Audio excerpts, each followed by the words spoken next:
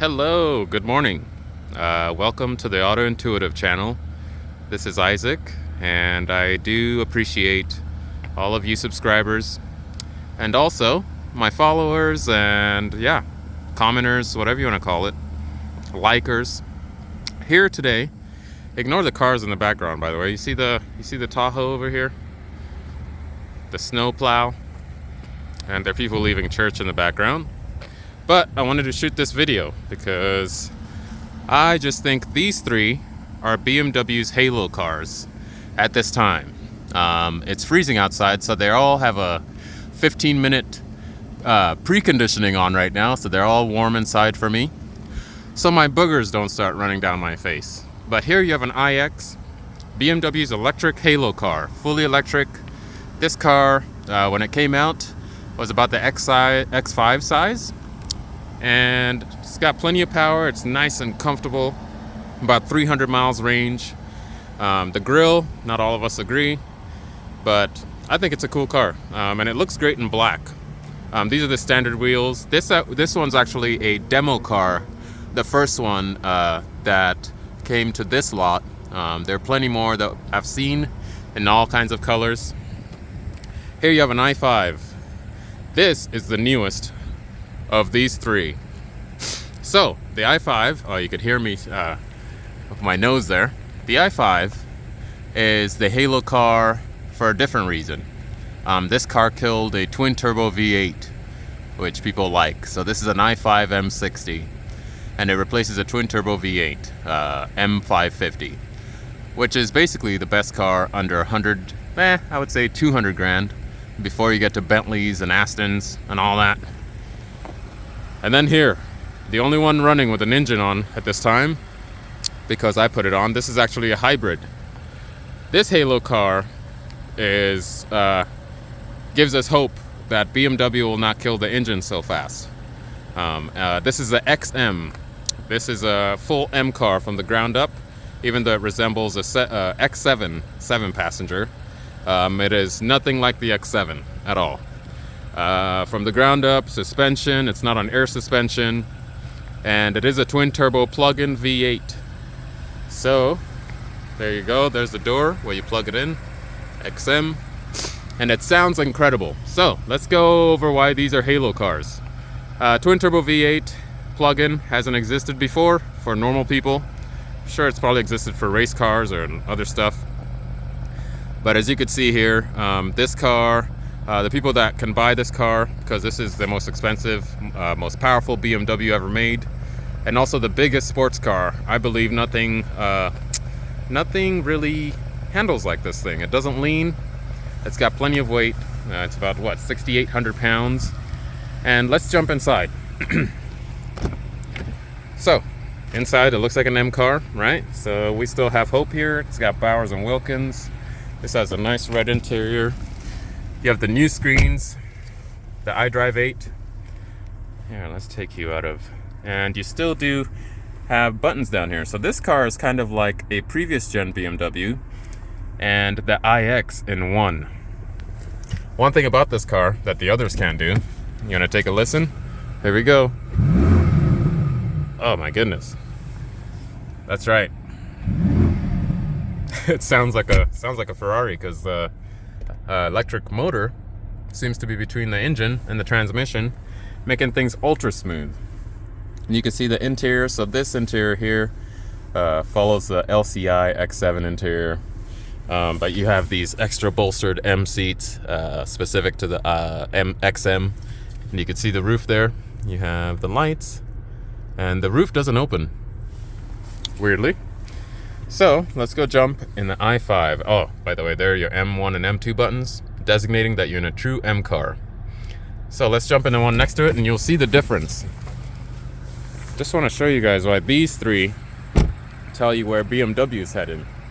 And I'm lucky to have all three here at this time, because the iX over there has been getting traded like crazy, because they're starting to sit on lots. So it's hard to find one of those, actually. All right, i5. This is the newest one of the three that came out a blip ago. This is actually a 2024 i5 M60. There's an i5 40 M60 is the most powerful version, and this, like I said, replaces the twin turbo V8. There we go. So, why is this a Halo car? Well, we got the whole big screen again, and you could see here, it's got a different steering wheel than that thing. That thing needs this steering wheel. And you do have this wheel marker on top. You have a boost paddle, even though we're in a fully electric car, to give you extra boost of the power. Down here it looks like an iX. See, down here it doesn't look like the XM. That's the part that cracks me up. This one is fully leaning towards the digital side, and you can see our ambient lighting in here. It goes throughout the car, and these nice brand new sport seats. It's trying to be as leather free as possible nowadays. Even the doors have a handle that no other car has. Although the locking and unlocking seem to be electric, just like the XM, but you don't have a digital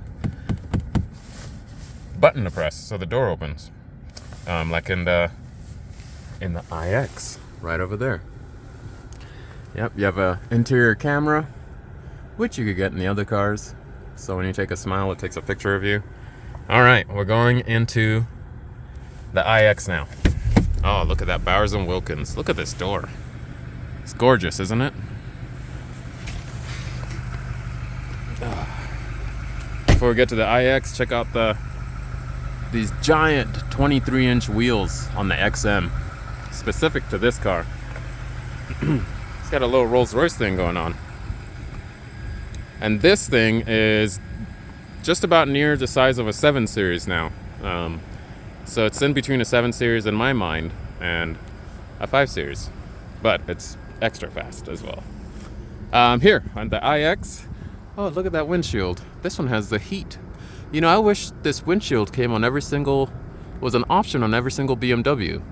And you can't really see it on this camera, but this whole windshield right now is purple. This camera can't even do its purpose. Door handles are gone. Yep. This is the car that brought in the electric BMWs. And everybody went, uh-oh.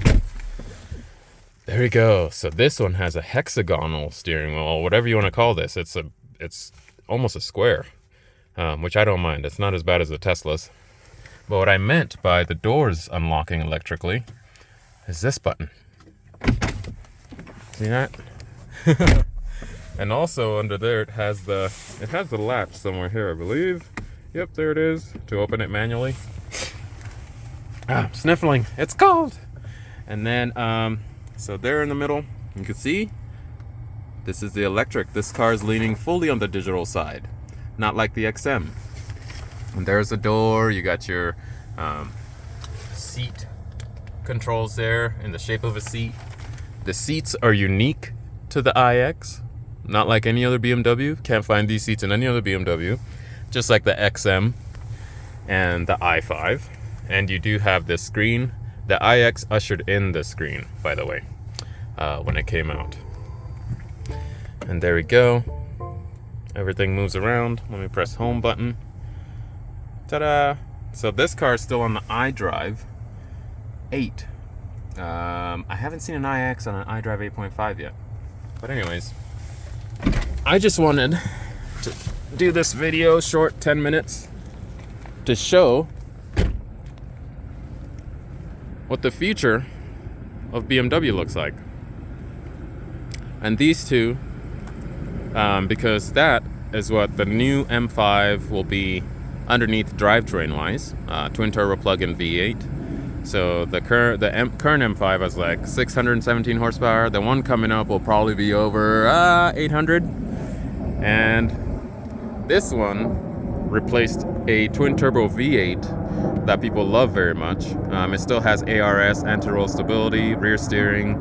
It feels great. It's super fast. It's got feels like 600 horsepower for sure, and 590 pound-feet, which is basically 600 pound-feet. Yeah, they're both highway missiles. This one and that one. And then you got this thing. This wanted to replace the X5 or have an idea that the X5 could be electric. Doesn't necessarily look exactly like an X5. It's slightly lower to me. Interior, you have a lot of room. And you can see it has the clear tail lights there. No other BMW looks like the iX yet. So wondering how these will look as time passes. So just get one more look here. There we go. BMW's Halo cars. What do you guys think? Do you think I'm right? Wrong? Do you think the M cars are the Halo cars? Or do you think these things, the iX, the i5, and the XM, are the ones to be taken over as 2030 gets here? The new Class A's are coming out here 2025. The iX3 is coming out, new Class A platforms. But I think the future looks bright because every time I drive the XM, I wish I could afford it. But anyways, thank you for watching, guys, and let me know what you think in the comments. Thank you.